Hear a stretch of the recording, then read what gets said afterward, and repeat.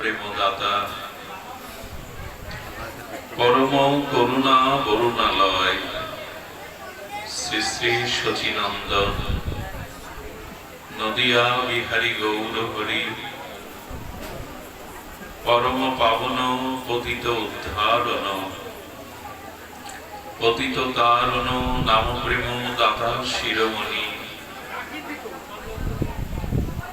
অদ্ভুত অবধূত দয়াল নিতাই চাঁদের মহা অনুকম্পায় শ্রী শ্রী গান্ধার্বিকা গিরিধারী অপর করুণায়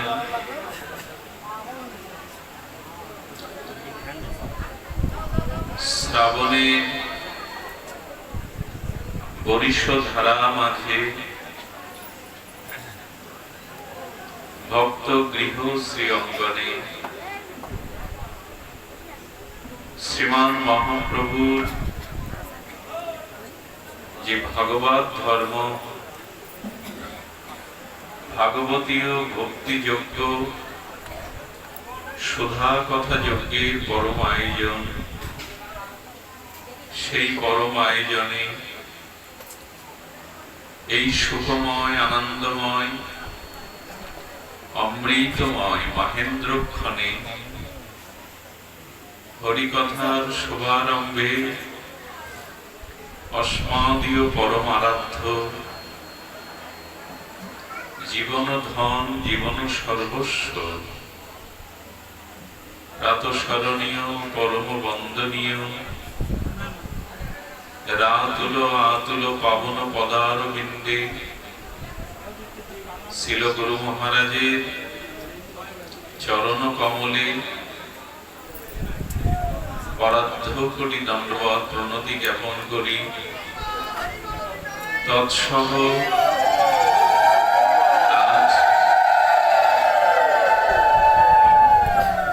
এই মঙ্গলময় ভাগবতীয় ভক্তিযজ্ঞের সুধাযজ্ঞের সমাগত মহাপ্রভুর প্রিয় অনুরাগী সমঙ্গল সন্ত সমাজ সাধু সমাজ মহতজন ভক্তজন বৈষ্ণবজন ধর্মশীলা শ্রদ্ধাশীলা দেবী মূর্তি মাতৃগণ সকল ভক্তচরণে দিনতি দিনের সশ্রদ্ধ দণ্ডবৎ প্রণতি এবং আমাদের মাঝে যার উপস্থিতি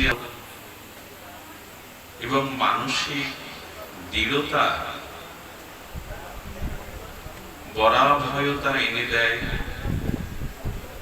আপনাদেরই আশীর্বাদে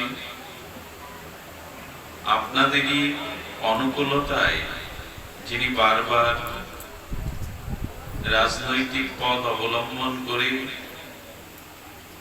ধর্ম চেতনা সমাজ মানবিকতার দৃষ্টান্ত রেখে চলেছেন মাননীয় উপজেলা চেয়ারম্যান সাহেবদ্বয়, তাকে আমাদের সমস্ত সনাতনীর পক্ষ থেকে শুভেচ্ছা এবং অভিনন্দন জানাই।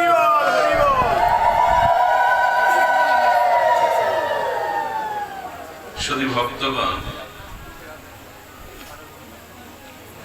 ভক্তি ভক্ত ভগবন্ত গুরু চতুর নাম বপু এক, ধ্যান দিতে হবে। এবার ইনকে চরণ রজ বন্দিয়ে নাশত বিঘ্ন অনেক। ভক্ত ভক্তি ভগবান গুরু, কয়টি নাম হলো? ভক্ত ভক্তি ভগবান গুরু, নাম কয়টি হলো? চারটি, কিন্তু তত্ত্ব এক। ভক্ত ভক্তি ভগবন্ত গুরু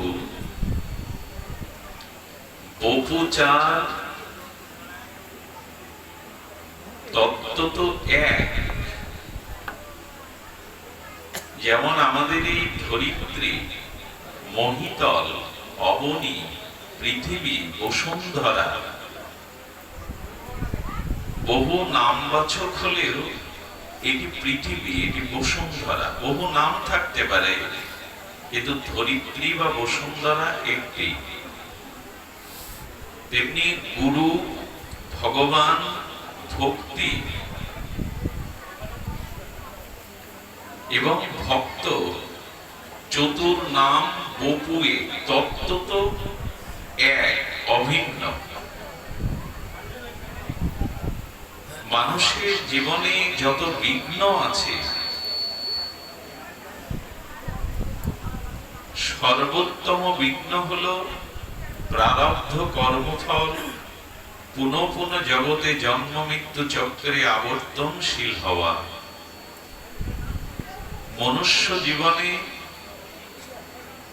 অধি দৈবিক, অধি আত্মিক, অধি ভৌতিক, এই ত্রয় যে ত্রিতা, এই বিঘ্ন নাশ হয় এই চার স্মরণ নিতে। ভক্ত, ভক্তি, ভগবন্ত, গুরু, চতুর নাম বপুয়ে, ইনকে চরণ রজ শরণ লিয়ে নাশত বিঘ্ন অনেক।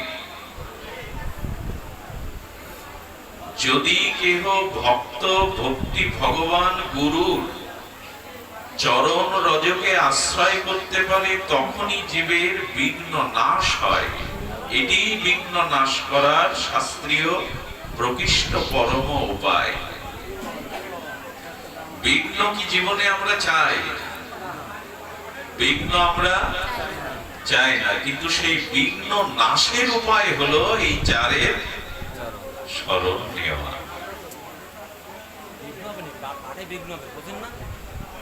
ইনকে পদরজ বন্দন কিয়ে, এই চার তত্ত্ব তো এক, এদের চরণ রজ বন্দন করো। এদের বন্দনের দ্বারাই বিঘ্ন নাশ হবে। কিন্তু এদের স্মরণ, এদের চরণে বিশ্বাস, আস্থা, আনুগত্য, শ্রদ্ধা, সমর্পণ কখন আসবে? একটু শান্ত থাকুন। কখন আসবে এদের চরণে শরণাগতি, প্রবৃত্তি, শ্রদ্ধা?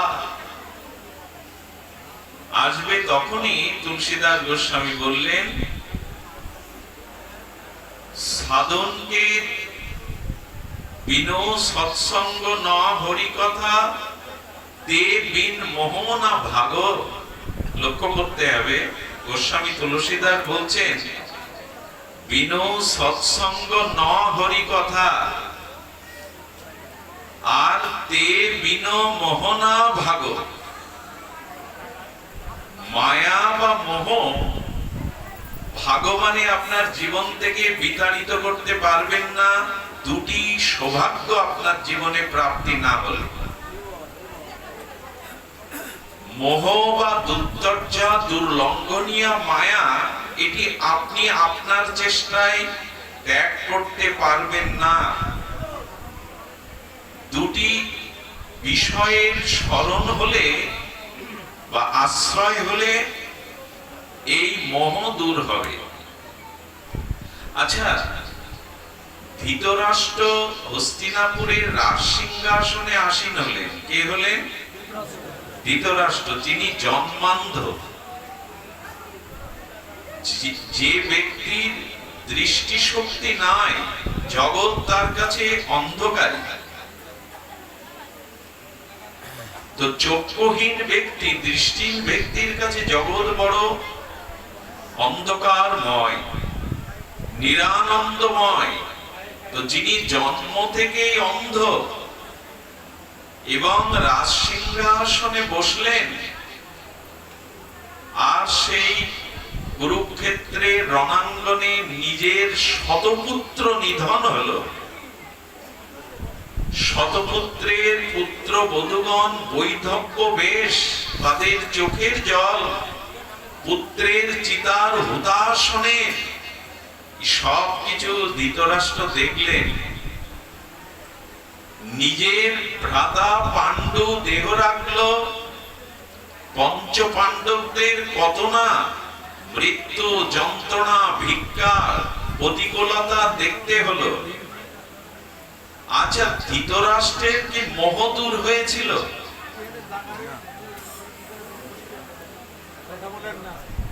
ধৃতরাষ্ট্রের যিনি রাজা হস্তিনাপুরের, শতপুত্র যার চোখের সামনে চিতা জ্বলল, পুত্রবধূগণের বৈধব্যের যে বিরহ বেদনা ক্রন্দন তার কানে প্রবেশ করলো, আর কুরুক্ষেত্রের রণাঙ্গনে সব ধ্বংস হওয়ার পরেও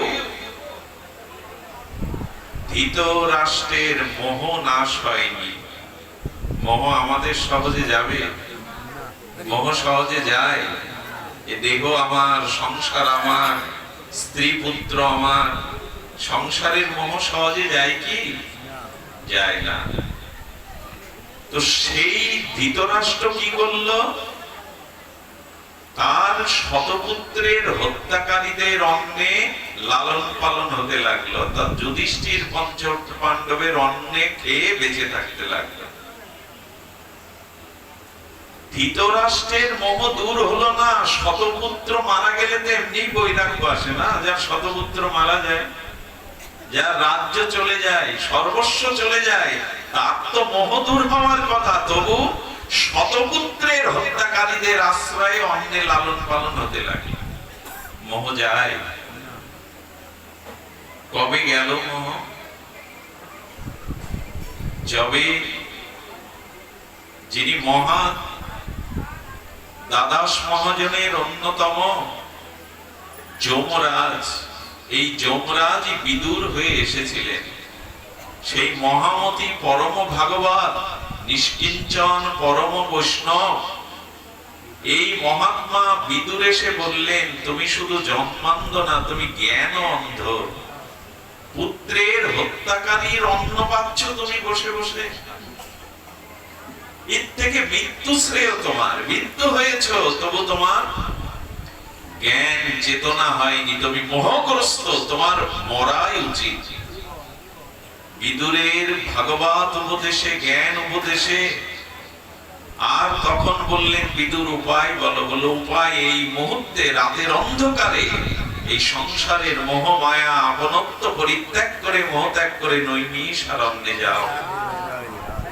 সেই নৈমিষারণ্যে তপস্যার দ্বারা, ঋষির অনুশাসনে, ভজনের দ্বারা সেখানে বাকি জীবনটা ভগবানের চরণে সমর্পণ করো। এবং এই ধৃতরাষ্ট্র, বিদুর সহ, গান্ধারী সহ, আর নৈমিষারণ্যে ঋষি অনুশাসনে সেই যজ্ঞের আত্মাহুতি দিয়ে নিজেকে উদ্ধার করেছিলেন। তুলসীদাস গোস্বামী বলছেন, ধৃতরাষ্ট্রের শতপুত্র বিয়োগ হলেও, রাজ্যচ্যুত হলেও, এত শোক তাপ কষ্ট পেলেও মোহ দূর হয়নি। তোমার আমারও হবে না। মোহ দূর করার একমাত্র উপায় হলো বিনু সৎসঙ্গ না হরি কথা। যতদিন সৎসঙ্গ না হবে, যতদিন শুদ্ধ ভজনানন্দী সাধুমুখে হরি কথা শ্রবণ না হবে, ততদিন কারো মোহ জীবন থেকে বিতাড়িত হবে না, যেতে পারে না। বিদুরের জ্ঞান উপদেশে, মহৎ সঙ্গের কৃপায় ধৃতরাষ্ট্রের মোহ দূর হলো। আর গোস্বামী বলছেন, না বিনু সৎসঙ্গ না হরি কথা মোহ না ভাগো। মোহ তোমার জীবন থেকে ভেঙে যাবে না, চলে যাবে না, যতদিন সাধু সঙ্গ আর হরি কথা না হচ্ছে। রামচন্দ্র ভগবান বলেছিলেন, দুর্লভ অন্য কিছু নয়, সাধু সমাগমই দুর্লভ। সাধু সঙ্গ, হরি কথা দুর্লভ। মোহ গয়ে বিন রামপদ হৌ ন দৃঢ় অনুরাগ। খুব ধ্যান দিয়ে শুনতে হবে শব্দগুলি। উনি ওনার মাতৃভাষায়, আঞ্চলিক ভাষায় এগুলি, এই মহা অবদান রেখে গেছেন। নিগূঢ় শাস্ত্রের নির্যাস। বলেন যতদিন মোহ দূরীভূত না হবে ততদিন ভগবত চরণে কখনো অনুরাগ বা প্রীতি জন্মাবে না। খুব ধ্যান দিন, যতদিন আমাদের মোহ আছে ততদিন ভগবানের চরণে অনুরাগ হবে না। আচ্ছা, রাতের অন্ধকার সূর্য উদয় ছাড়া একেবারে দূর হয় কি? সমস্ত বৈদ্যুতিক আলো জেলে কি রাতের অন্ধকার দূর করা যাবে সূর্য উদয় ব্যতীত? তেমনি যার জীবনে মোহ দূর হয়নি তার ভগবানে অনুরাগও কখনো জন্মাবে। সে মুখে যতই যা বলি, যতই হাব ভাব দেখায়, যতদিন হৃদয় থেকে মায়া এবং মোহ দূরে সরে না যাবে ততদিন গোবিন্দ চরণে, রাধারানীর চরণে অনুরাগ বা প্রীতি জন্মাবে না। এই জন্য অন্যের প্রতি মমতা শূন্যতা আর ভগবানের প্রতি অনন্য মমতা, একেই ভক্তি বলা হয়, একেই প্রেম বলা হয়। আচ্ছা, ভগবানের প্রতি অনুরাগ আসে না কেন, সংসারের প্রতি আসে কেন? দুটি বিষয় আমাদের সামনে, একটি সংসার আর একটি ঈশ্বর, একটি দেহ, একটি পরমাত্মা, এই তো। তো যদি বলি যে ঈশ্বর সচ্চিত আনন্দময়, ঈশ্বর অশেষ গুণপেত, তিনি অনন্ত ঐশ্বর্য সৌন্দর্য মাধুর্যের পারাবার, ঈশ্বরে কেন আমাদের আসক্তি না এসে সংসারে আসক্তি আছে? যতই আমরা শুধাই, যতই আমরা এই জ্ঞান, এই বাণী শ্রবণ করি, সংসার দুঃখময়, সংসার জ্বালাময়, সংসার মৃত্যুময়, সংসার নিদারুণ কর্মফলের প্রারব্ধ ভোগের একটি কারাগার স্বরূপ, কথা যতই শুনি, কিন্তু মন ভগবানে অনুরাগ না গিয়ে সেই সংসারে বারবার যায় কেন? যাই এই কারণে, যে বস্তু চোখে দেখা যায় সেই বস্তুর প্রতি মোহ জন্মায়, আসক্তি জন্মায়, অনুরাগ জন্মায়। আর যে বস্তু দেখা যায় না, শোনা যায়, শ্রবণ করা যায়, তার প্রতি অনুরাগ আসতে অনেক বিলম্ব হয়। সংসারকে দেখি, স্ত্রী পুত্রকে দেখি, ঈশ্বরকে দেখি না। ঈশ্বরকে শুনি, শ্রবণ করি। আপনারা যারা এখানে এসেছেন, ঈশ্বরকে কেউ সাক্ষাৎ দর্শন করেছেন? তো ঈশ্বর সম্পর্কে আপনাদের যতটুকু অনুরাগ, আসক্তি জন্মেছে কিসের দ্বারা? দেখার দ্বারা, শ্রবণের দ্বারা। তো যে বস্তু শ্রবণ করা হয় তার প্রতি আসক্তি কম আসে, আর যে বস্তু চোখে দেখা যায় তার প্রতি আসক্তিটা বেশি আসে। সংসারকে দেখি আর ঈশ্বরকে শ্রবণ করি। এই জন্য ঈশ্বরকে জানতে গেলে, ঈশ্বরে অনুরাগ আসতে গেলে সেই পূর্বপর একই কথা, হরির কথা বারবার বারবার শ্রবণ করতে হবে, তবেই অনুরাগটা ওখান থেকে ভেতরে আসবে। ঈশ্বরকে শুনি আর সংসারকে দেখি, তা আসক্তি কোনটার উপরে আসবে? দেখার উপরে না শোনার উপরে? এই জন্য ভক্তরা কি করে? ভক্তরা জীবনে হরিকথাকেই জীবনে প্রধান, আর তাদের জীবাতু করে নেয়। জীবাতু করে নেয় এই জন্য, প্রভু শ্রবণের দ্বারাই চিত্ত মাঝে তোমার অপরূপ ওই মাধুর্য আমি অবলোকন করে কবে দর্শন করতে পারবো।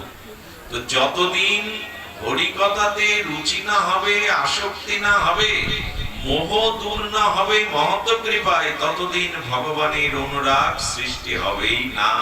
সে মুখে যতই বলি, বাহ্যিক যত আচরণ করি, কোনো দিনই অনুরাগ জন্মাবে না। এই জন্য সাধু সঙ্গে হরিকথাতে মোহ দূর হলেই কেবল ভগবানে অনুরাগ বা প্রীতি জন্মাবে। সন্ত সমাগম হরিকথা তুলসী দুর্লভ সই। এই দেখুন, এই জগতে সব থেকে সুদুর্লভ, মহামূল্যবান রত্ন মণি কোনটি? তুলসীদাসের মহা অনুভব বেদ্য রামচরিত মানুষের এই দোহা। আর জগৎ প্লাবিত করছেন গোস্বামীপাদ। কি বলছেন? বললেন, সন্ত সমাগম হরিকথা তুলসী দুর্লভ সই। তুলসীর অনুভূতি হলো সন্ত সমাগম হরিকথার ন্যায় দুর্লভ বস্তু এই সংসারে আর কোথাও নাই। তার কারণ সুত দ্বার লক্ষ্মী পাপঙ্ক হি ভাই। দেখুন, দুর্লভ যদি মনে করেন আমার ঘরে বিশ্ব সুন্দরী রমণী আছে, মানে স্ত্রী বিশ্ব সুন্দরী, এটা আমার ভাগ্য। ডাকাতের ঘরে, দস্যুর ঘরেও সুন্দরী স্ত্রী থাকে, থাকে কি না? আচ্ছা, যদি বলি আমার অর্থ আছে এই জন্য আমি ভাগ্যবান, এটাই আমার ভাগ্য, বহু অর্থ সম্পত্তির মালিক, পৃথিবীতে অত্যন্ত অত্যাচারী এবং পৃথিবীর চোর, দস্যু, ডাকাত তাদেরও অর্থ থাকে কিনা? দুর্নীতিগ্রস্ত ব্যক্তির ঘরে অর্থ থাকে কিনা? থাকে। তাতে কি দুর্লভতা আসে? তুলসী বলছেন কি, সুত দ্বারলক্ষ্মী পাপিঙ্ক হি ভাই। অতি পাপীর ঘরেও সুন্দরী স্ত্রী থাকে, সোনা দানা, ব্যাংকে টাকা জমি জমা থাকে। অতি পাপীর ঘরে কি থাকে? পুত্র কন্যাও থাকে। তাতে ভাগ্যটা হলো কি? যদি ভগবান ভক্তি না হয় তোমার ভাগ্য হলো কি? এটা তো পাপীর ঘরে, দস্যুর ঘরে স্ত্রী, পুত্র, কন্যা, অর্থ সবই থাকে। সৌভাগ্য কেবল যদি সাধু সঙ্গ প্রাপ্ত হওয়া যায়, এটাই হলো সৌভাগ্য। চোরের বাড়ি এগুলি থাকে। কিন্তু সমস্যা হলো কোথায়?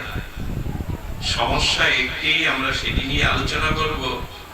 যে দেখুন, তিনটি প্রাণীকে কখনো আর নিয়মাদি, ভাগবত বিধানাদি, সৎ উপদেশাদি বোঝানো যায় না। সেই তিনটি তুলসীদাস গোস্বামী কি বলছেন? সাকট, সুকট, কুকুরা, তিনকে মত এক। কি কি বললেন? সাকট, সুকট, কুকুরা। কোটি ভাতি সমঝাও ত ন তেরো টেকো। এদের কোটিবার উপদেশ দাও, কোটিবার সাধু উপদেশ দাও, সৎ উপদেশ দাও। আচ্ছা, কুকুরের যে লেজ, একে যদি 6 মাস সোজা পাইপ দিয়ে সোজা করে রাখেন, আচ্ছা, তারপরে ছেড়ে দিয়ে যদি ঘি টানেন, হবে কি? কুকুরকে যদি বলেন তুমি তোমার স্বভাব বদলাও, আমি তোমাকে 3 বেলা ভালো হোটেল থেকে খাদ্য আনাচ্ছি, তোমার জন্য ভালো বিছানা করছি, তোমাকে অট্টালিকা দিচ্ছি, স্বভাব বদলাবে তো? কোন উপদেশেও স্বভাব বদলাবে না। আচ্ছা, ভোরবেলা কুটকুটি অর্থাৎ মরম মুরগিকে যদি বলেন আর দেখো না, শুনবে আপনার কথা? এদের যতই বলেন তোমার ডাকিতে চিৎকারে আমার ঘুম নষ্ট হয়, তুমি ভোরবেলা ডেকো না, কোটি শত উপদেশে যাবে কুটকুটির। আর তারাই কেবল ভাগবত সাধুমুখী উপদেশে জীবন স্বভাব পরিবর্তন করে না, তারা পাষণ্ড।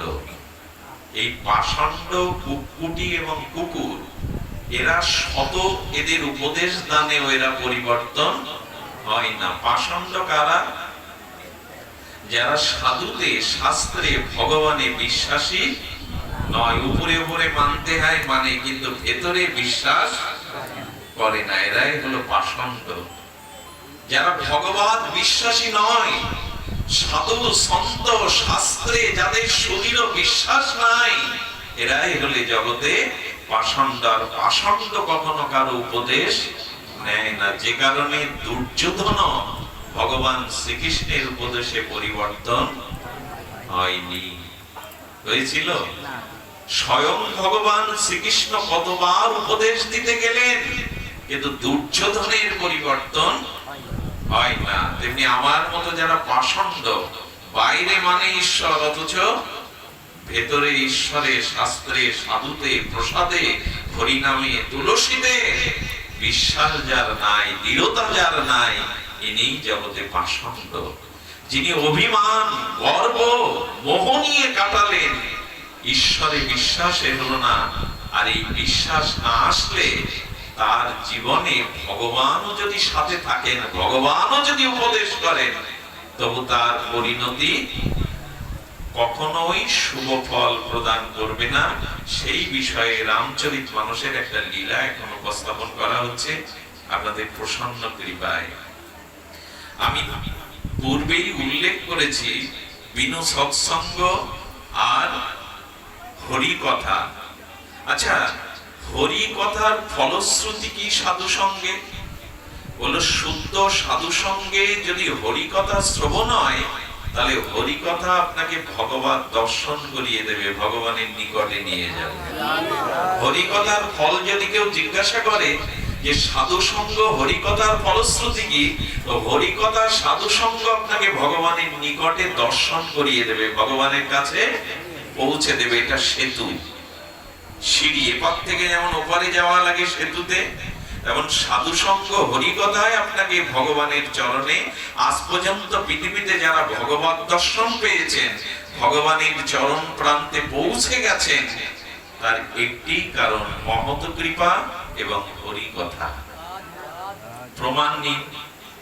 ভগবান শঙ্কর, ভগবান শঙ্কর মানে সত্যম শিবম সুন্দরের প্রতিমূর্তি ভগবান শিব, সতীকে সাথে নিয়ে হরি কথা শুনতে যাচ্ছেন। কে যাচ্ছেন? শঙ্কর শুনতে যাচ্ছেন। সর্বদা সমাধিতে থাকেন। শঙ্কর কাকে নিয়ে যাচ্ছেন সাথে? সতীকে।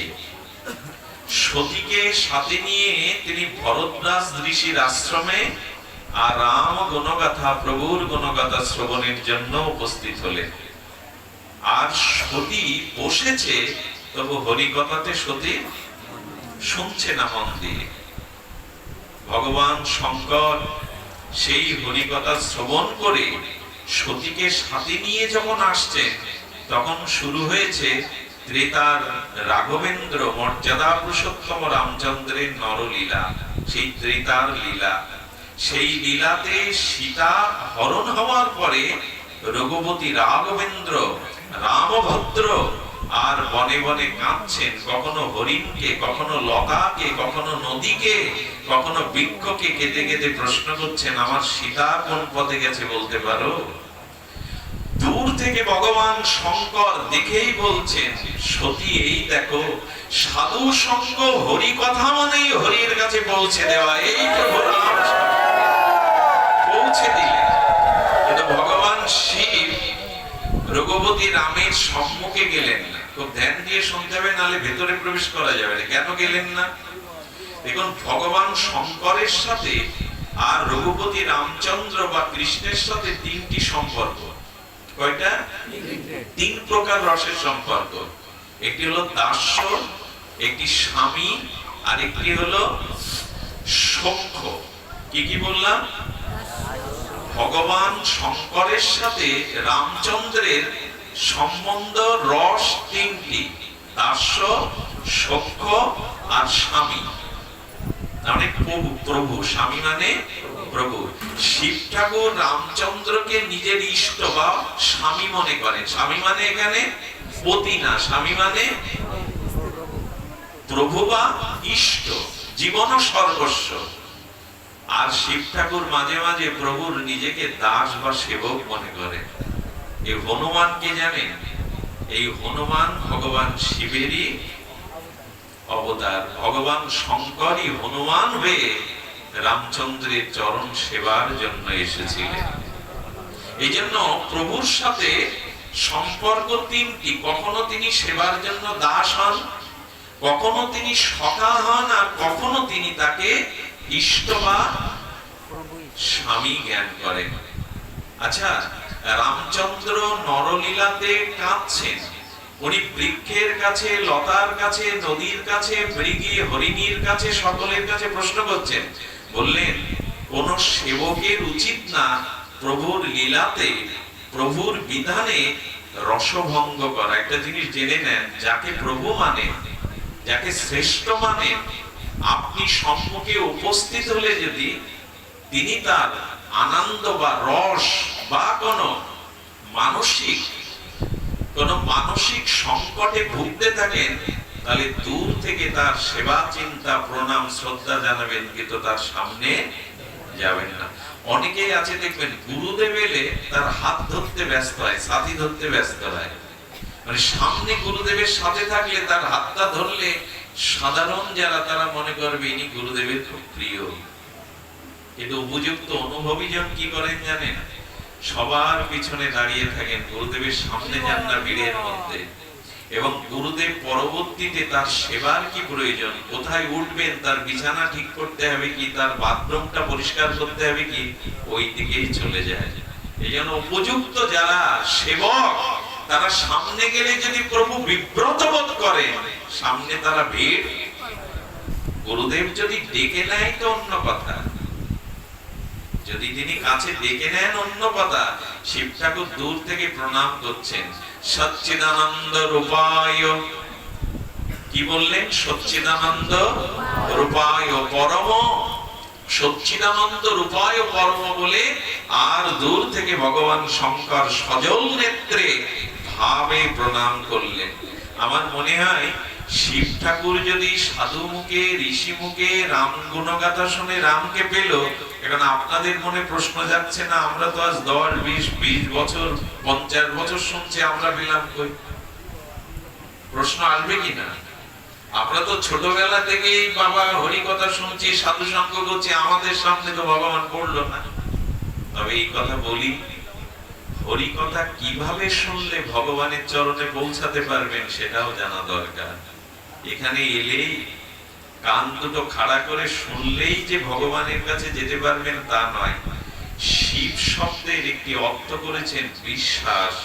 যারা হরি কথার প্রতিটি লীলা কথা শব্দ পরম বিশ্বাস মনে করে, এই বিশ্বাসী ব্যক্তি কেবল হরি কথা শুনে ভগবানের রাজ্যে পৌঁছাবে। মনে পড়ে আপনাদের সেই চিরচেনা জানা কথা, এক বুড়িমা বৃন্দাবনে দুগ্ধ দিতে যেতেন পূজারী বাবাকে, পাঠক বাবাকে। আর যেদিন নৌকা পেতেন না, বিলম্ব হতো, সেদিন পূজারী বাবা বলল, পূজার সময় অতিবাহিত হয়ে যায়, তুমি বিলম্ব করো, এখন দুগ্ধ কি করবো? তো হঠাৎ বুড়িমা একদিন সকাল সকাল পৌঁছে ভাগবত শুনতে বসেছেন বাবাজি মহারাজের বৃন্দাবনে। শুনছেন যে হরি নামে বিশ্বাস এলে সাগরও পানি দেওয়া যায়, সংসার পানি দেওয়া যায়। আরে হরি নামে বিশ্বাস হলে ভব সংসার পানি দিয়ে ভগবানের কাছে। বুড়িমা তখন বললেন, ভব সংসার যদি পানি দেওয়া যায়, যমুনা কেন পার হওয়া যাবে না? এটা তো অনেক ছোট।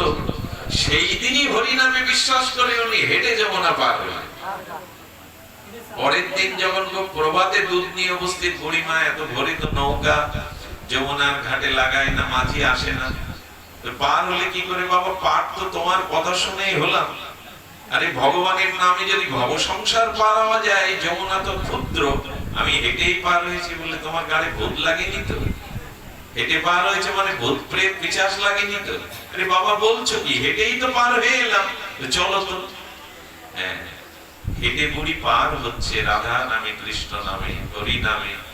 আর এই অবিশ্বাসী পাঠক আমার মতো, সে পা দিয়ে দেখতে গেছে হরি বলে, দেখি তো খাটে কিনা, ওর ঘাড়ে ভূত প্রেত লাগেনি তো? যেই অবিশ্বাসে পা দিয়েছে, ডুবে আর ভেসে চলে কোন রকমে সাঁতার কাটতে কাটতে উঠছে।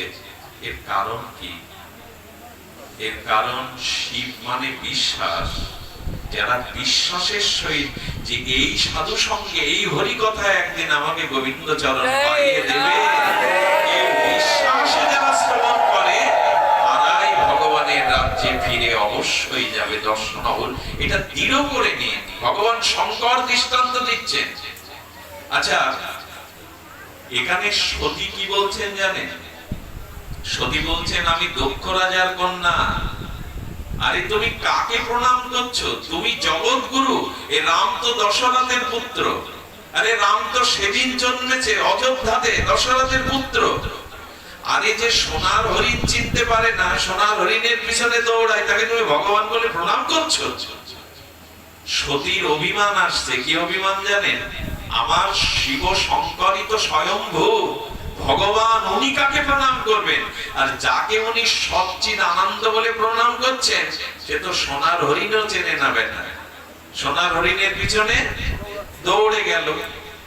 আর যদি ভগবান হয়, সর্বজ্ঞ হয়, কেউ লতা পাতার কাছে জিজ্ঞাসা করে, বউ হারিয়ে যে জঙ্গলে কাঁদে, সে ভগবান হয়? এই দেখুন, হরি কথা শুনেও শিবের সঙ্গ পেয়েও অবিশ্বাস যদি থাকে, তার দুর্দশা দেখুন।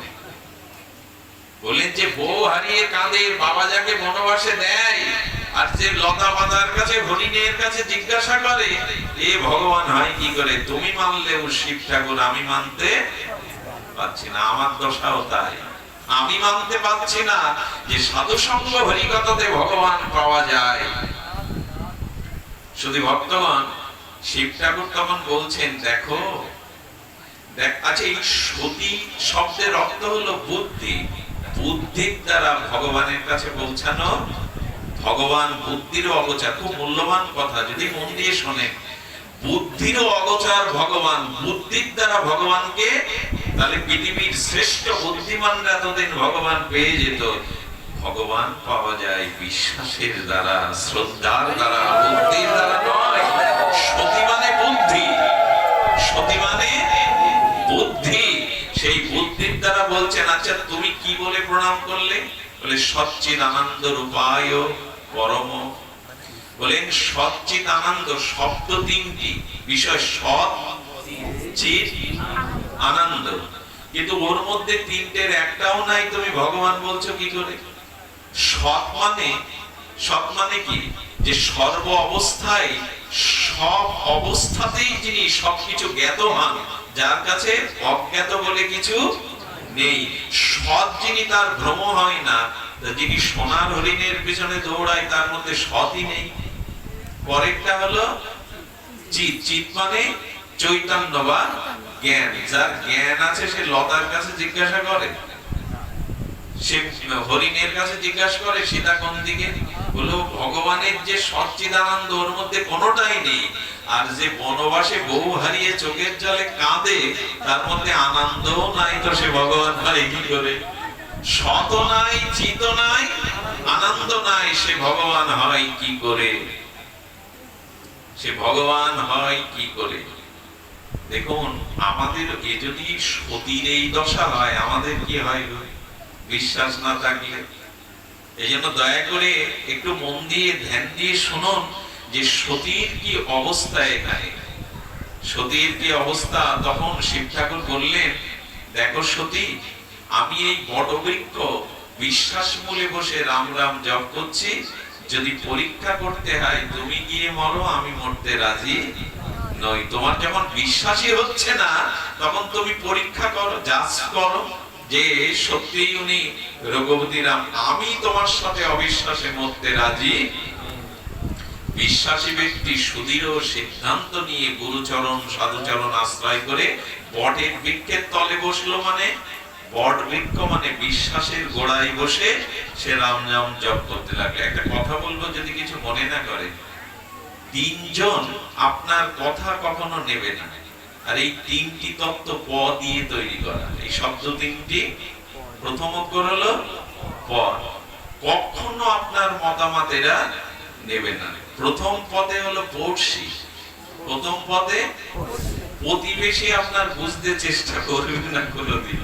আপনি কেমন আছেন, কিভাবে চলেন, কি আপনার মনের ইচ্ছা, প্রতিবেশী কখনো মেনে। পড়শি আপনাকে কোনোদিনই বুঝতে চেষ্টা করবেন, এটা হাড়ে হাড়ে বুঝতে পারছেন সবাই। দ্বিতীয় প হলো পরিবার। পরিবারে কেউ যদি বয়সে ছোট হয়েও জ্ঞানের কাজ করতে যায়, জ্ঞানের উপদেশ দিতে যায়, খুব বেশি বুঝেছ না। পরিবারের মানুষ কখনো সাধুকে সাধু রূপে মেনে, ভগবানকে ভগবান রূপে মেনে নেয় না। পরিবারের যতই জ্ঞান দিতে যান, আরে রাখো তোমার জ্ঞান, খুব বেশি বুঝে ফেলেছ না সেদিনে। পরিবার কখনো আপনাকে বুঝতে চেষ্টা করবে না। আর একটা বলবো কি, মায়েরা রাগ করবেন না তো, আর একজনকে জীবনে বোঝাতে পারবেন না সারা জীবন ধরে, সেটা হলো পথে পত্নী, মানে স্ত্রীকে বোঝানো খুব কঠিন। স্ত্রীকে বোঝানো খুব কঠিন। এই তিনটে প এদের বোঝানো যায় না, পড়শি, পরিবার, পত্নী। মা রাগ করলেন না তো? এখন শিব ঠাকুর পাচ্ছে না তো আমাদের কি কথা?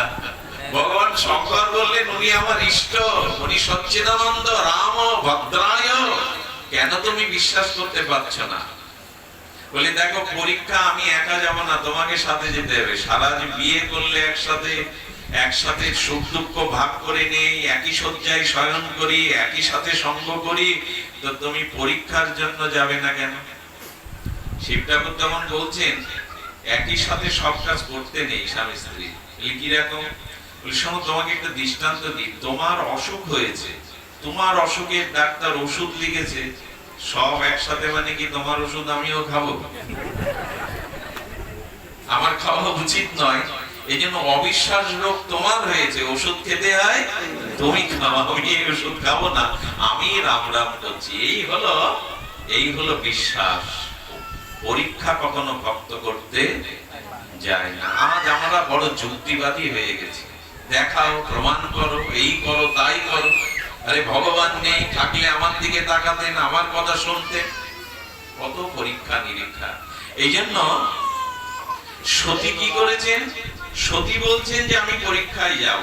সতী ভক্তগণ, কখনো কখনো না স্ত্রীর প্রতি একটু বেশি আবেগ কমাবেন। স্ত্রীমুখ পুরুষ যারা, এদের জীবনে দুর্দশার শেষ নেই। আপনাদের একটু বলি, অপরাধ নেবেন না। আচ্ছা, রামচন্দ্র স্ত্রী হারা হয়ে কাঁদছে দেখে সতী মনে করেছে বউ পাগল। সতী কি মনে করেছে? বউ পাগল। রামচন্দ্রের এই লীলা দেখে বোঝাবার চেষ্টা করেছেন শিব ঠাকুর, দেখো প্রভু এখন নরলীলা করছেন, আর ভগবানের লীলা মানে ক্রীড়া, মানে খেলা। আর এই খেলা মানে তিনি জানাচ্ছেন, যাকে স্ত্রী করে এনেছি, যার গলে মঙ্গলসূত্র বেঁধেছি, সুখ দুঃখে সাথী করেছি, এই সীতা হারিয়ে আমি ভগবান যদি না কাঁদি, এই অভিনয়টা যদি না করি, জগতের কোন পুরুষ স্ত্রীর প্রতি আর গেছে ভালো হয়েছে বলবে, গেছে ভালো হয়েছে। তাতে স্ত্রীর প্রতি তো একটা কর্তব্য আছে। বাবা মা ছেড়ে, সংসার ছেড়ে, আপনজন ছেড়ে আমার কাছে এসছে। রামচন্দ্র নরলীলাতে দেখাচ্ছেন না, স্ত্রীর প্রতিও মাঝে মাঝে মমতা থাকা ভালো, কিন্তু অতি মোহ, অতি আসক্তি ভালো না। এটা দৃষ্টান্ত দেখে আপনাদের মুখে একটু হাসি ফুটবে। একজন স্ত্রী বলছে, দেখো আমার ভাইয়ের হাতে রাখি পূর্ণিমায় রাখি বাঁধবো, 7 দিনের অনুমতি দাও। সে আবার বউ ছাড়া হতে চায়। ট্রেনে যখন তুলতে গেছে স্টেশনে, ট্রেন আসতে তার 10 মিনিট আগে থেকে রুমাল বের করেছে, রুমাল বের করে চোখ মুছতে শুরু করেছে। এই তুমি কি ছেলে মানুষ? হ্যাঁ, বাচ্চার মতো কাঁদছে, আমি 7 দিনের জন্য রাখি বাঁধতে যাচ্ছি দাদাকে। আরে ফিরে তো অল্প কান্না হলে ও আরো জোর শুরু করেছে। মনে মনে কিন্তু কাঁদছে না, মোহটা জানাচ্ছে কত ভালোবাসি তোমাকে, কতটা নিজের মনে করি। স্ত্রী বলছে এই পাগল, কাঁদতে নাই, ইত্যাদি ইত্যাদি বলছে। পাশে লক্ষ্য করছে ট্রেন তখন এসেই গেছে, প্রায় আসবে আসবে, হুইসেল দিয়েছে, হরেন দিয়েছে। পাশে থেকে আরেকজন কাছে বললো, তাহলে আমার ব্যথার ব্যথি আরেকজনকে পেয়েছে। তুমি কাঁদছো কেন? তার আগে বলুন আপনি কাঁদছেন কেন রুমাল নিয়ে? বললো এই ট্রেন না আসছে না, এই ট্রেনে আমার প্রিয়া চলে যাবে বলে কাঁদছি। বললো আমার কারণও একই, তুমি কাঁদছো চলে যাবে বলে, আর আমি কাছে আসছে বলে। এই ট্রেন আমি কাছে আসছে বলে। জগৎ এরকমই, কেউ বউ চলে গেলে, একজন হয়েছে কি, একজন দৌড়াতে দৌড়াতে গিয়ে পোস্ট অফিসে গিয়ে বলছেন কেস লিখুন, আমার বউ গুম হয়ে গেছে, আমার বউ গুম হয়ে গেছে, কেস লিখুন। বলে এই বেটা, এই পোস্ট অফিস, থানা না। বলে আমি জানি, কিন্তু বউ চলে যাওয়ার আনন্দে এখন কোনটা পোস্ট অফিস কোনটা থানা আমি ঠিক বুঝতে পারছি না। এও হয়, অভিনয় তো করতে হয়। অন্তত একটু ব্যথা প্রকাশ করবেন। স্ত্রীর কোনো ব্যথাই, সংসার করতে গেলে কৌশলগুলো লাগবে। মাঝে মাঝে অভিনয় ভালো, সেই অভিনয়টা যদি ব্যথা দূর করার জন্য হয়, তো রামচন্দ্র নরলীলাতে এরকম অনুভূতি দেখাচ্ছেন। শিব ঠাকুর সেই সময় 3টে শব্দ বলেছিলেন, একটু ধ্যান দিন। শিব ঠাকুর বলেছিলেন সমীক্ষা, প্রতীক্ষা আর সমীক্ষা, প্রতীক্ষা আর পরীক্ষা। এই 3টেই শব্দ কি কি বলা হলো? পরীক্ষা, অপেক্ষা, সমীক্ষা। পরীক্ষা করতে হয় জগৎকে, সংসারকে। এখানে পরীক্ষা ছাড়া কোনো জিনিস আপনি মেনে নিতে পারবেন না, তাতে ঠকে যাবেন। আর ভগবানের জন্য করতে হয় প্রতীক্ষা, যেটা শিব ঠাকুর বসে বসে করছেন। সবরীর মতো ভগবানকে পাওয়ার জন্য প্রতীক্ষা করুন। কত জন্মই বা লাগতে পারে, আবার এখনই তার কৃপা হতে পারে। এই জন্য ভগবানের বেলায় কখনো প্রতীক্ষা ছেড়ে ধরবি, যদি তারে থাকবি প্রতীক্ষায়। যদি তাকে ধরবি তো প্রতীক্ষায় থাকিস। প্রতীক্ষা আমাদের নাই, আমরা বড় অধৈর্য হয়ে পড়ি। এত নাম করি, এত দীপ্ত প্রবণ করি, কিন্তু শবরীর দিকে তাকিয়ে দেখুন কত কত দিন, কত কাল, কত প্রহার, কত যুগ তিনি ভগবানের জন্য অপেক্ষা করছেন। এই অপেক্ষা ভগবানের জন্য করতে হয়, আর জগৎকে পরীক্ষা করতে হয়, আর সমীক্ষা করতে হয় আমার মন, আমার ভাবনা, আমার চরিত্র এখন কোন অবস্থানে আছে। সমীক্ষাটা অন্যর দিকে করতে নেই, নিজেকে করতে হয়। আমি কতটুকু সুন্দর হতে পেরেছি, আমি কতটুকু নিজেকে আর এই সংসারে সকল কিছু মানিয়ে নিতে শিখেছি। নিজেকে সমীক্ষা করতে হয়, ভগবানের জন্য প্রতীক্ষা করতে হয়, আর জগৎকে করতে হয় পরীক্ষা। কিন্তু সতী কি করতে গেল? সতী এখানে প্রতীক্ষা না করে ভগবানের জন্য গেল কি করতে? পরীক্ষা। আমরাও মাঝে মাঝে ভগবানকে পরীক্ষা নিতে যাই, কিন্তু পরীক্ষা নিতে গেলে কিন্তু পরীক্ষা দিতে হবে। আমি সংক্ষিপ্ত বলছি, শুনুন। এখানে পরীক্ষা নিতে গিয়ে কি করলেন? সতী চিন্তা করলেন, সতী চিন্তা করলেন যে আমি পরীক্ষা ছাড়া বিশ্বাস করি না। তো সেই পরীক্ষা করতে গিয়ে উনি সীতার রূপ ধরলেন। কার রূপ ধরলেন? আগেও জেনেছেন কথা। সীতার রূপ ধরে কি করলেন জানেন? সীতার রূপ ধরে রামের সামনে আস্তে আস্তে হেঁটে যাচ্ছে, সীতার রূপ ধরে। রামচন্দ্র তখন হাসছেন পেছনে, পেছনে বললেন আমার সীতা হলে আমার আগে চলতো না। পিতৃসত্য পালনের জন্য রাম আগে চলেছেন, আর বন আলো করে সীতারামের পেছনে চলেছেন। এখানে একটা বড় সংকেত আছে, যদি মায়েরা নেন, অপরাধ যদি না নেন, কষ্ট যদি না নেন, সেটি হলো ভগবান রামচন্দ্রের আগে যখন সীতা চলেছে তখন বলছেন আমার সীতা নিশ্চয় আমার আগে চলবে না। কথাটা সংকেতটা আমি পরে আস্বাদন দেই।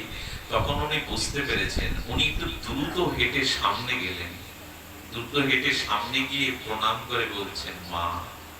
এই যখনই মা বলে প্রণাম করেছেন, চমকিত হয়ে সতী বুঝতে পেরেছেন আমি ভুল করেছি, ইনি তো ভগবানই।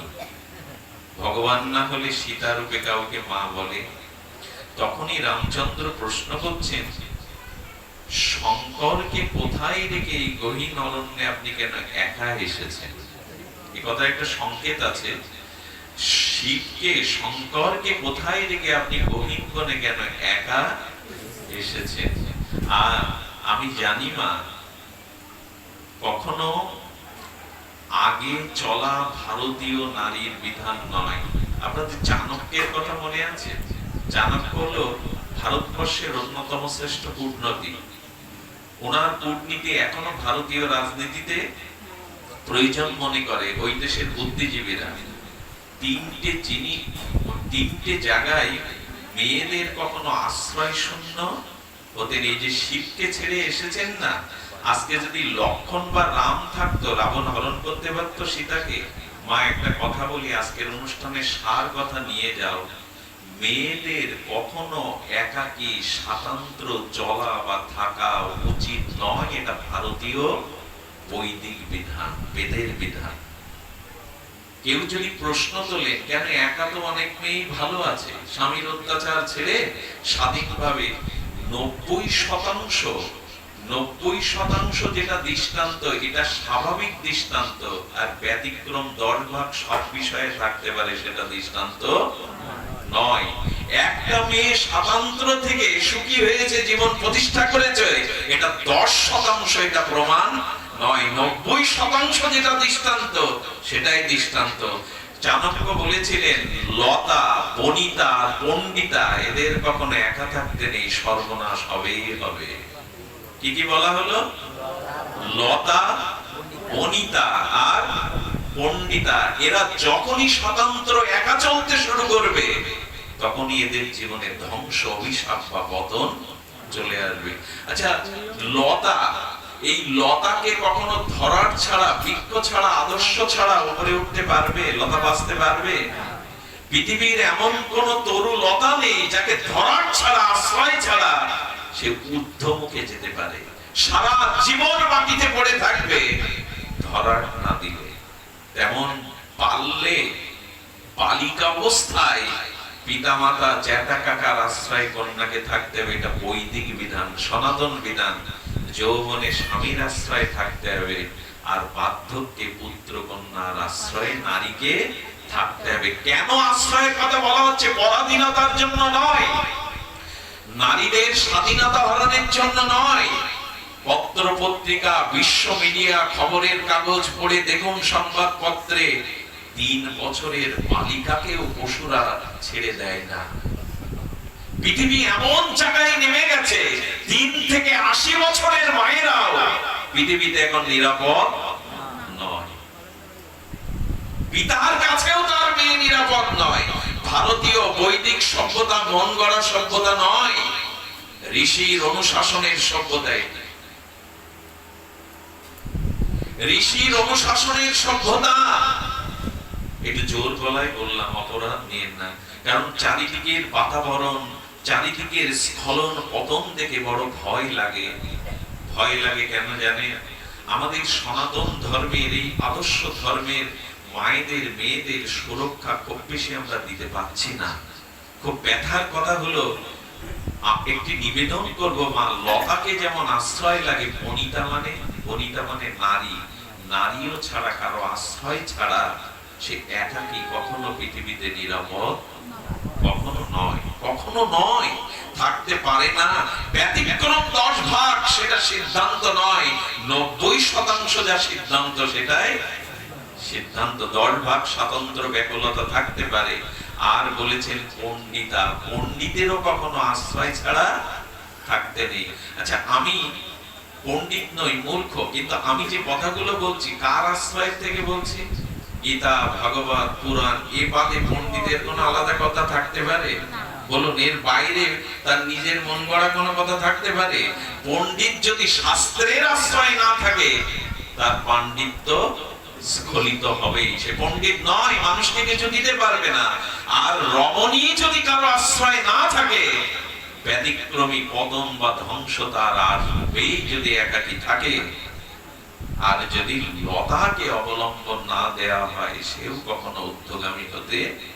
একটা অনুরোধ করি মা, একটু অনুরোধ করি। অনুরোধটা হলো এই যে, এই আশ্রয় তোমাদের থাকতে হবে, ব্যতিক্রম জীবন নয়। আজকে ভগবান শঙ্করের স্বতন্ত্র ভাবে আজকে সতী পরীক্ষার জন্য গেল, এই জন্য রামচন্দ্র ভগবান হয়ে জগৎকে দেখালেন, শিবকে রেখে তুমি একাকী কেন গহীন বনে? একাকী আসতে নেই মা। আজকে সীতাকে আমরা একাকী রাখার কারণে সীতা হরণ হলো। কত বড় দৃষ্টান্ত জানিয়ে গেলেন। দয়া করে মা, নিজের পুত্র ছাড়া, স্বামী ছাড়া অন্য কোন পুরুষের সাথে নিজের কুমারীকে, মেয়েকে কখনো গান বাজনা ফাংশনে আত্মীয়র বাড়ি পাঠাবে না। নিজের কন্যাকে কখনো পিতা, বড় ভ্রাতা, মাতা ছাড়া কারোর সাথে পাঠাবে না। যুগ এখন এমন একটা জায়গায় দাঁড়িয়েছে, সে জায়গা থেকে অভিশাপ মুক্তি আমরা পাবো না। এজন্য দয়া করে শাস্ত্রে বলেছেন, নারী 3 ভাবে থাকতে হয়।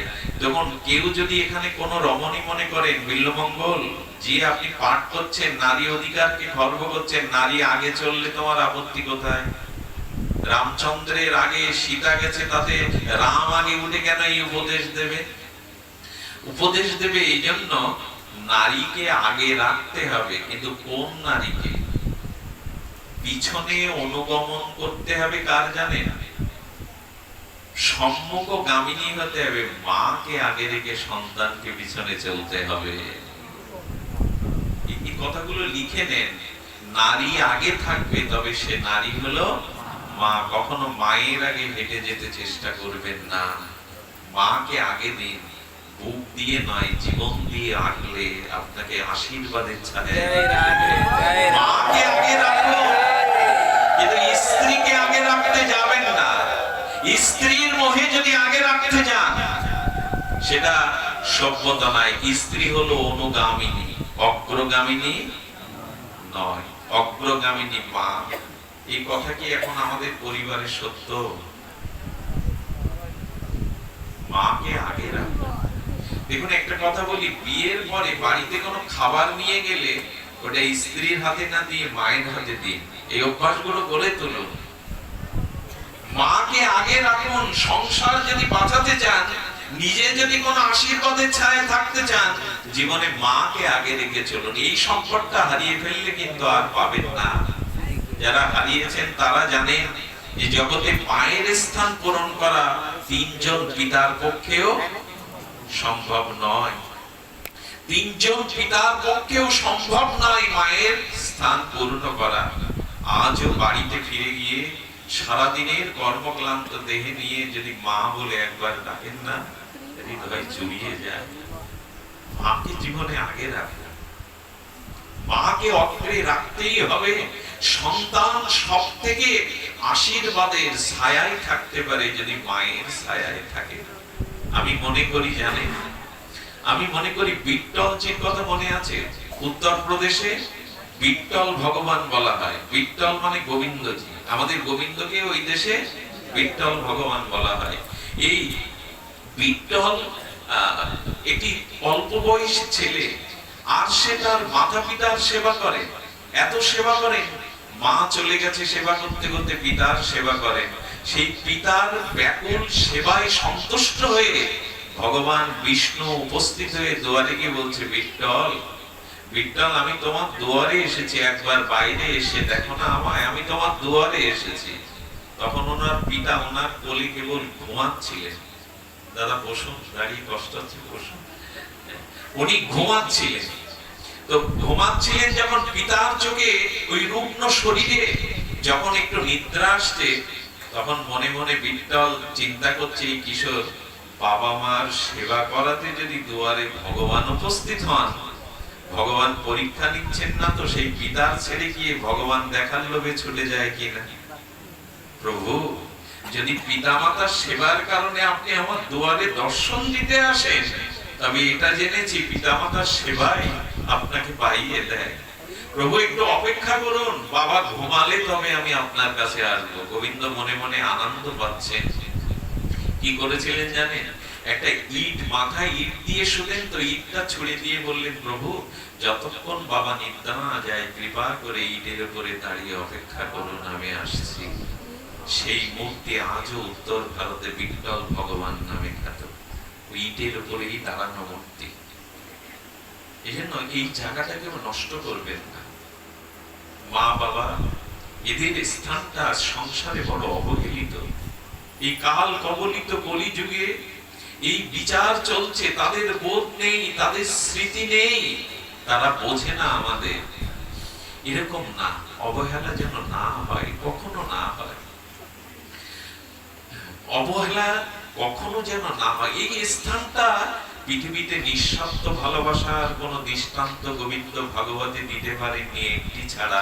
সেই একটি দৃষ্টান্ত, আজও পিতামাতার ভালোবাসার মধ্যে কোনো স্বার্থ লুকিয়ে নেই।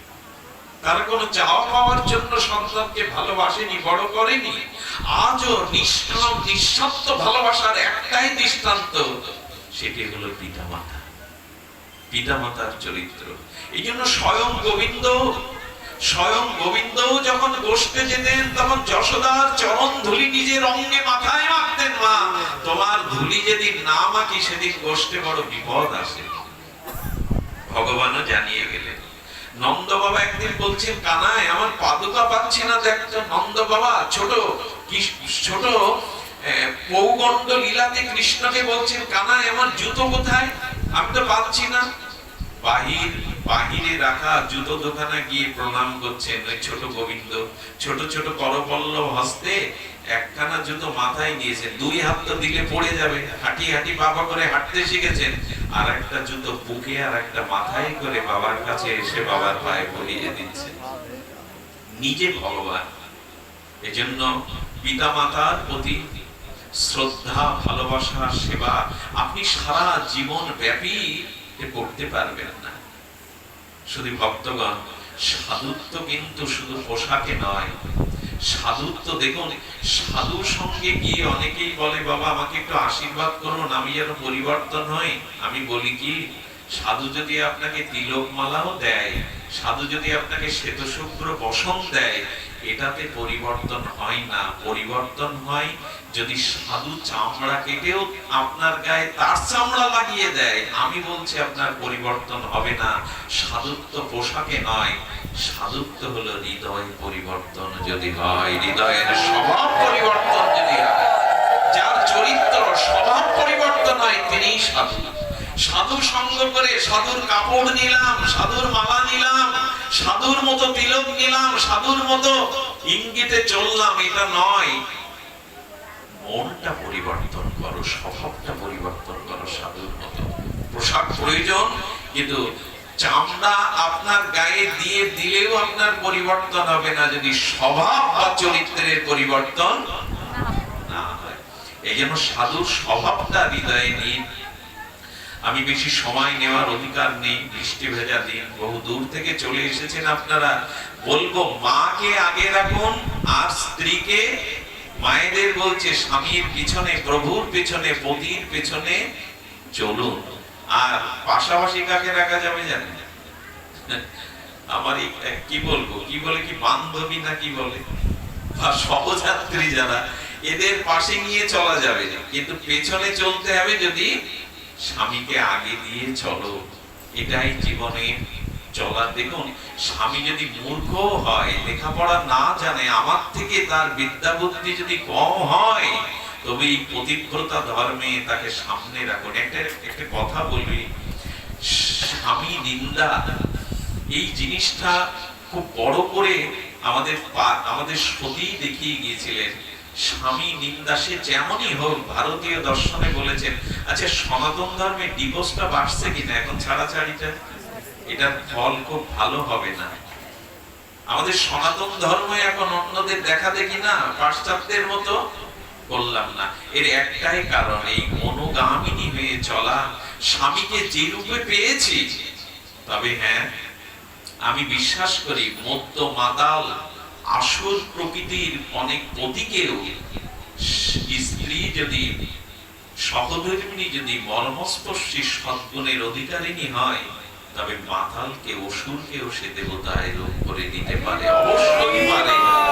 একজন মদ্য মাতালকেও সে আর দেবতার রূপ দিতে পারে। তাই নিন্দা নয়, সমালোচনা নয়, যাকে জীবনে গ্রহণ করেছেন, পেয়েছেন, তাকে ভালো করবার দায়িত্ব, তাকে সুপথগামী করার দায়িত্ব আপনার। সেবা দিয়ে, আনুগত্য দিয়ে, ভালোবাসা দিয়ে। সতীকে তখন বলছেন, মা স্বামী ছাড়া হতে নেই, মা তুমি পরীক্ষা নিতে এসেছিলে, ফিরে যাও যেখানে তোমার স্বামী আছে। আমি এখানে একটু বলবো যে দেখুন, এখানে সতী কিন্তু পরীক্ষা করে কি জিতলেন না ঠকলেন? অবিশ্বাসীরা কখনো জীবনে জয়ী হতে পারে না, যার বিশ্বাস আছে সেই জয়ী হতে পারে। সতী ফিরে এসেও কি করছেন জানেন? কি অবাক কাণ্ড! শিবের সামনেও আমি হেরে গেছি। কেউ কেউ আছে তো ঠকে গেলেও, পরীক্ষা করেও যদি না পারে, হাঁটতে রাজি না। দেখো, তারপরেও মনে হলো আমি ওনাকে ভগবান বলে মেনে নিতে পারলাম না। কে তাকে বোঝাবে?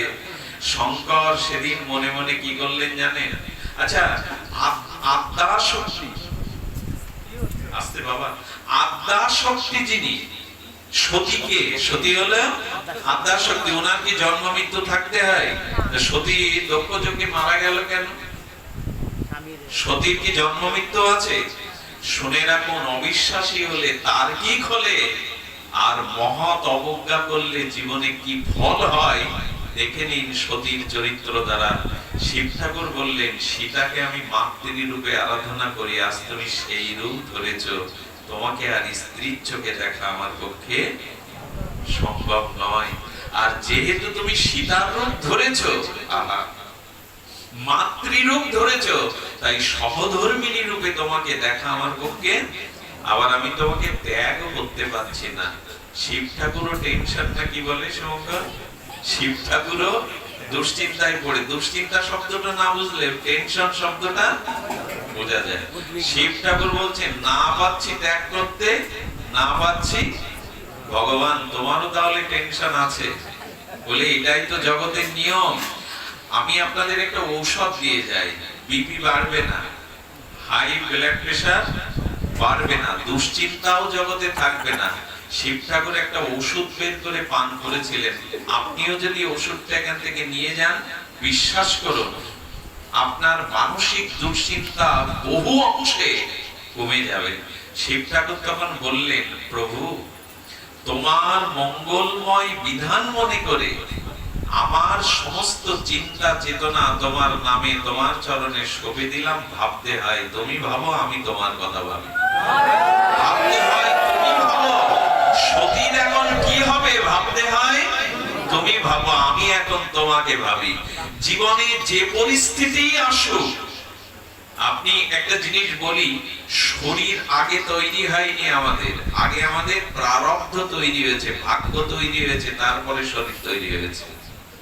একটা কথা বলি, আপনি চেষ্টা করে সবকিছু করতে পারবেন না যদি ঈশ্বরের ইচ্ছা না হয়। ভীষ্মদেবকে দুর্যোধন গালি দিয়েছিলেন, তুমি মহামতি মহাপরাক্রমশালী, তুমি গঙ্গাপুত্র ভীষ্ম, তোমাকে সেনাপতি করে আমি ভুল করেছি। আজকে তুমি পাণ্ডবদের প্রতি দুর্বল, তুমি সূর্যের গতি থামাতে পারো? তুমি যদি চাইতে এক মানে পাঞ্চমদের হত্যা করে কুরুক্ষেত্রে আমাদের জয়ী করতে পারতো, কিন্তু তুমি পাণ্ডবদের প্রতি দুর্বল। আমার অন্ন খাওয়ার প্রীতিটা জানাও। বিশ্বদেব স্তম্ভিত হয়ে গেলেন, দুর্যোধন আমাকে অন্নের খোঁটা দিচ্ছে, আমাকে পক্ষপাতিত্ব বলছে। শুধু ভক্তগণ, সেই দিন ভীষ্ম প্রতিজ্ঞা করে বললেন, তোমার স্ত্রীকে লক্ষণাকে আজ প্রভাতে আমার এই তাঁবুর মধ্যে, যুদ্ধক্ষেত্র তো তাঁবুর মধ্যে আমি মহা সমাধিস্থ হব, তোমার স্ত্রী লক্ষণাকে আমার কাছে পাঠাবে, আমি তোমার স্ত্রীর মস্তকে হাত রেখে আশীর্বাদ করব, তাদের শিবের সিঁদুর যেন অক্ষয়। যেই বলেছে, আর গোবিন্দ পাণ্ডবদের মধ্যে বসেছিল, ওনার অঙ্গ কেঁপে উঠেছে। বিপদ সংকেত দেয় না মাঝে মাঝে, হাত হাত কাঁপে, অঙ্গ কাঁপে। কৃষ্ণের অঙ্গ কেঁপেছে, কিন্তু পাণ্ডবদের অঙ্গ কাঁপেনি। পাণ্ডবদের অঙ্গ না কাঁপলে দ্রুত গিয়ে পাঞ্চালীকে বলছেন, দ্রৌপদীকে, কৃষ্ণা যজ্ঞাসনীকে বলছেন, তুমি স্নান করে পুত পবিত্র হয়ে আর তিলক নিয়ে সিঁথিতে সিঁদুর অঙ্কিত করে আমার পেছনে এসে কিছু জিজ্ঞাসা করতে চেও না। সেদিন দ্রৌপদীকে ভোরবেলা বিশ্বের ঘরে বিনা শব্দ আর বিনা কোনো মুখের বাক্য প্রয়োগ না করে বলেছিলেন, সামনে গিয়ে তুমি বসো। সেদিন কিন্তু ভীষ্ম দুর্যোধনের স্ত্রীর মাথায় হাত থেকে আশীর্বাদ করছি, কাল পাণ্ডবদের বধ করব, এই আশীর্বাদে বললেন, এই যুদ্ধক্ষেত্রে তোমার শীতের সিঁদুর অক্ষয় হোক। দ্রৌপদীর মাথায় এই আশীর্বাদ ভীষ্ম সমাধিস্থ অবস্থায় যেমন দিলেন, বললেন, পিতামহ আপনি পাণ্ডবদের এত ভালোবাসেন, আমার প্রতি আপনার এত করুণা। চমকিত হয়ে উত্থিত হয়ে বলছেন, এ কি দ্রৌপদী, তুমি এখানে তো তোমার আসার কথা না। বিশ্বদেব তখন সিদ্ধান্ত নিয়ে বললেন, হে কেশব, হে জনার্দন, বুঝেছি এটা তোমারই কাজ, এসো সামনে এসো, আমি বুঝেছি এটা তোমারই কৃপা, তোমারই কাজ। সেই দিন ভগবানের চরণে বিশ্ব যে কথাটা বলেছিলেন, আজ লিখে নিন, জীব স্বভাবত কোটি বাঞ্ছা করে, তোমার ইচ্ছায় তাহা ফলরূপ ধরে। আমরা যা ইচ্ছা করি কোনো কিছু হওয়ার নয়, বিধাতা বলে যিনি আছেন, পরম শ্রেষ্ঠ পরম যিনি আছেন আমাদের জীবনে। আমি যে ভাগবত পাঠ করব, আমি যে ডাক্তারি করব না, এটা একজন লিখে রেখেছেন, এই জন্য এইখানেই আমাকে আসতে হয়েছে স্বভাবত। এই জন্য জীবনে কি পাননি, কি হতে পারেননি, জীবনে কি আশা পূর্ণ করেননি, এই জাতীয় দুশ্চিন্তার বিষ না খেয়ে ভগবানের উপরে সঁপে দিয়ে তার নামামৃত পান করুন। এই হলো জীবন থেকে দুশ্চিন্তা দূর করার একমাত্র উপায়। উনি সতীকে বোঝাতে পারেননি, তাকে জ্ঞানের দ্বারা সঠিক পথ দেখাতে পারেননি, আবার সতীকে কাছে রাখতে পারছেন না, ত্যাগ করতে পারছেন না। শিব ঠাকুর বললেন, এতে আমি জগৎকে জানিয়ে গেলাম, তোমার ইচ্ছা মতো জগতে সবকিছুই ঘটবে। একটা জিনিস বলি বাবা, যারা এই পথে এসেছেন সাধু পথে, তারা কখন, আমি গতদিন কথাটা স্পর্শ করেছিলাম, কখনো মনে করবেন না এই পথে এসে যে আমার বিপদ হবে না, কলঙ্ক হবে না, অপমান হবে না, আমাকে যন্ত্রণা ভোগ করতে হবে না। বরঞ্চ এই পথে এসে গেলে এগুলি আরো বেশি করে আপনার সামনে আসবে। এগুলো বেশি করে আসবে। বেশি করে আসবে কেন জানেন? মনে আছে আপনাদের জগন্নাথের একান্ত সেবক মাধবদার বাবাজি, এই জগন্নাথী মাধবের রক্ত আমাশা হয়েছিল। কি হয়েছিল? রক্ত আমাশা।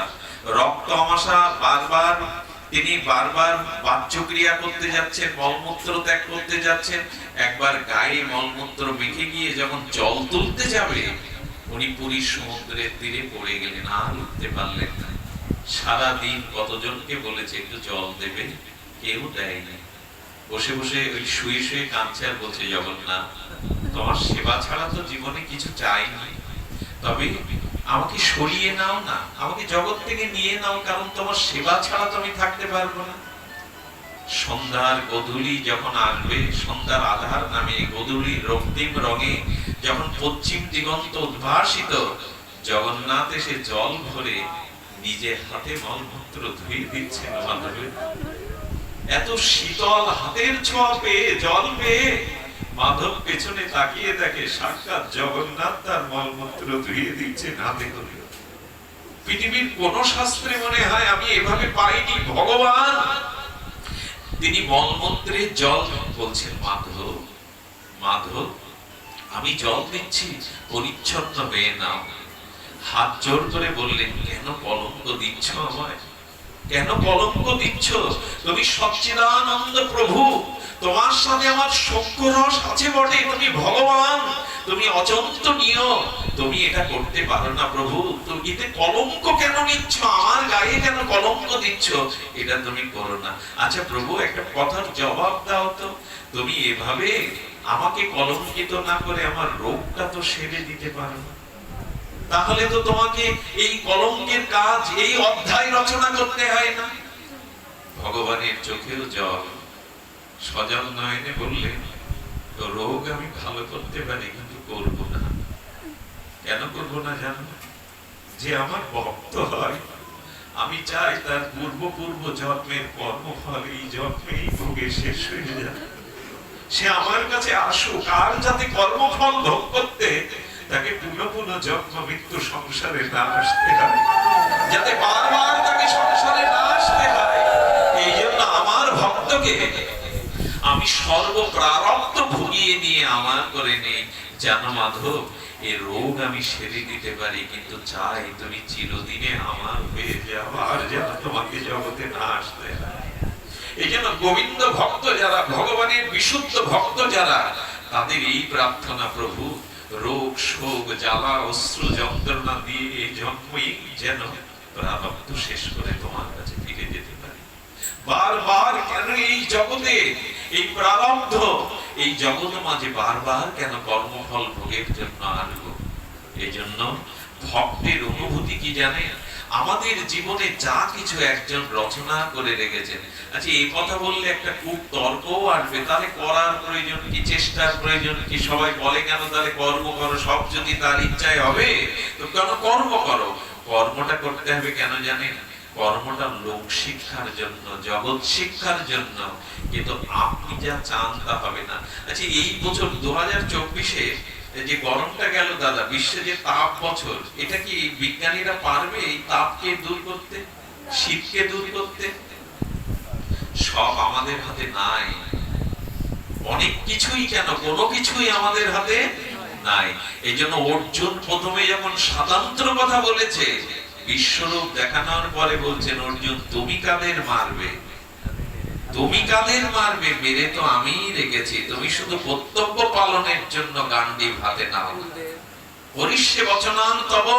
আর গোবিন্দ বলেছিলেন, নিমিত্ত মাত্রং সভ্য সাচিন ভব সভ্য, তুমি নিমিত্ত মাত্র হও, তোমার কিছু করার নেই।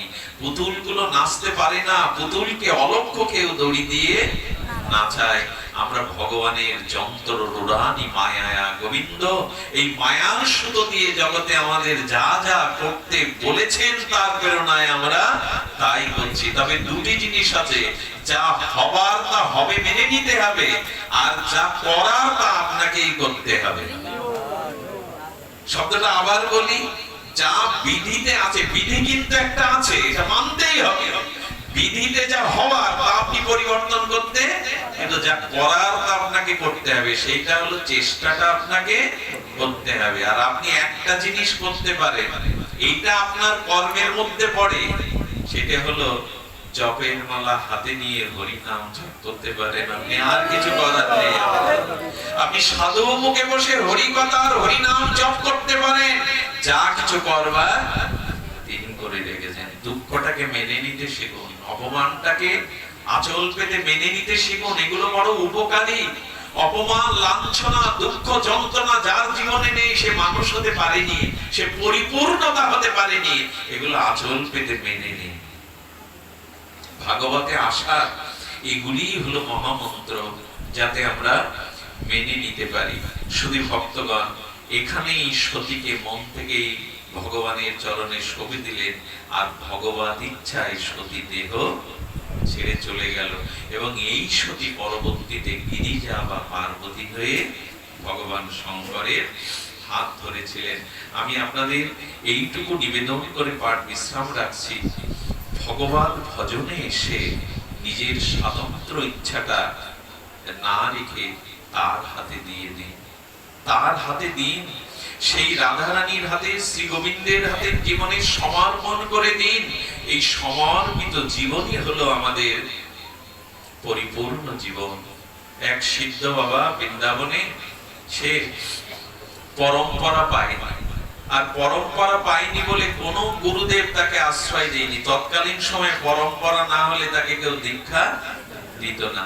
যখন পরম্পরা পায়নি, তখন রাধাকুণ্ডে এসে বলছে, যদি গুরুদেবী কৃপা না করে বেঁচে থেকে রাধারানী লাভ কি? উনি কি করেছেন জানেন? মরবে বলে রাধাকুণ্ডে রাধা রাধা বলে ঝাঁপ দিয়েছেন। যেই ঝাঁপ দিয়েছেন, করুণাময়ী বলছেন, রাধাকুণ্ডের জল মানে তো আমারই স্বরূপ। হাত ধরে টেনে তুলে বললেন, বাবা আমি তোমাকে স্বরূপ দিয়ে দিলাম, যাও, করতে হবে না। ভাগটা তার উপরে দিন, করা শুধু তার চরণে আত্মসমর্পণ করে দিন। আমাদের বাংলাদেশ থেকে এক যুবক, একটু সবল, যারা সরল হয়, একটু বোকা হয়, এই সমাজে আমরা তাদের মূল্যায়ন করি না, কিন্তু এরাই আগে ভগবান পায়। সেই সরলকে রাধারানী স্বপ্ন দেখিয়েছেন, ওরে ব্রজে যা। আমি এটা বলেই বিশ্রাম করছি। ব্রজে যা, ব্রজে গিয়ে অমুক বাবাজি মহারাজের কাছে চরণাশ্রয় কর, আর দীক্ষা মন্ত্র পেলে তুই আমার কৃপা লাভ করতে পারবি। রাধারানীর স্বপ্ন পেয়ে পরম ব্যাকুল হয়ে আর সবকিছু পেছনে ফেলে কিশোর সরল একটু বোকা যুবক চলে গেছে। বাবাজির কাছে যখন গিয়েছে, বহু অন্বেষণ করতে করতে স্বপ্ন দেখা সেই বাবাজির সন্ধান পেয়ে, বাবাজি আমাকে কৃপা করুন, চরণে আশ্রয় দিন এই দিনকে। একবারও বলেননি যে রাধারানী স্বপ্নে পাঠিয়েছেন। কখনো মহতের সামনে গিয়ে নিজের কোনো বড় পরিচয় তুলে ধরবেন, আমি অমুকের তমুকের, এই আমি এই নাম করি, এরকম করবেন। ওখানে গিয়ে যত পারেন নিজেকে ধন্য মনে করুন, কামাল মনে করুন, অধম মনে করুন।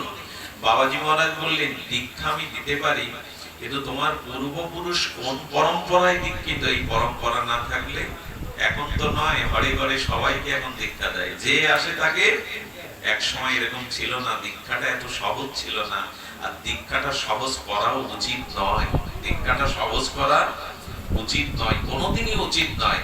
উনি যখন বললেন, তখন বলছেন রাধারানী ব্রজে আসতে বলেছেন, আর গুরুদেব বলছেন, মনে মনে তো ওনাকেই গুরু রূপে, গুরুদেব বলছেন বাড়ি ফিরে যাও, পরম্পরা নিয়ে আসো, আমি কার কথা রাখবো? রাধারানী পাঠিয়েছেন ব্রজে, আবার গুরু আজ্ঞা লঙ্ঘন করলেও রাধা কৃপা কৃষ্ণ কৃপা পাবো না। কি করেছে জানেন? এক পা চলছে আর কাঁদছে। এই সরল বোকা কাঁদতে কাঁদতে, তখন মথুরার স্টেশন ছিল না, ছিল হলো আমাদের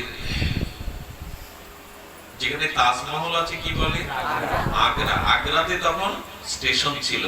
আগ্রায় হেঁটে এসে ট্রেন আসছে, আর চোখের জলে কাঁদছে আর বলছে, রাধারানী পারো না, পারো না গুরুদেবকে বলে দিতে, পারো না করুণা করতে?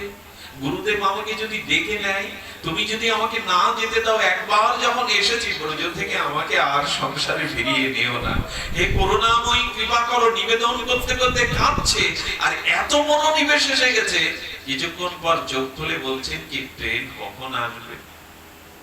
তাকে বোকা পেয়ে আঙুল তুলে উপহাস করে অনেকেই বলছেন, বেটা সামনে দিয়ে ট্রেন চলে গেল, তুমি দেখতে পেলো না আর এক সপ্তাহ পরে ছাড়া ট্রেন। তখন এক সপ্তাহ অন্তর ট্রেন ছিল বৃন্দাবনে। উনি তখন ওখানেই ধুলায় পড়ে কাঁদছেন, হে প্রজু ধুলি, এ চিন্তামণি ধুলি, আমাকে কৃপা করো রাধারানী। এদিকে রাধারানী কি করেছে জানেন? রাধারানী গুরুদেবকে স্বপ্নতে বলছেন, ওরে আমি ওকে তোর চরণে পাঠিয়েছিলাম, তুই পরম্পরার জন্য ওকে পাঠিয়ে দিলি। ওই স্টেশনে বসে বসে ধুলায় মুখ গুজে কাঁদছে, ওর পরম্পরা চাই। যাও মদন মোহনের চরণে আমি নিজে লিখে তুই এসেছি পরম্পরা, যাও ওই পরম্পরা নিয়ে ওকে কৃপা করো। রাধারানী এত করুণাময়ী, নিজে লিখে নিয়েছেন তার পরম্পরা নিজেই। স্বপ্নেতে গাত্রোত্থান করে মন্দিরে উঠে দেখে মদন মোহনের চরণে রাধারানীর হস্তাক্ষরে লিখিত পরম্পরা। ব্যাকুল হয়ে তখন খুঁজছে ওকে, ব্যাকুল হয়ে খুঁজতে খুঁজতে দেখছে খাওয়া না দাওয়া না, উদাস হয়ে শুধু কাঁদছে, হা গুরুদেব, হা রাধে কবে কৃপা করবে।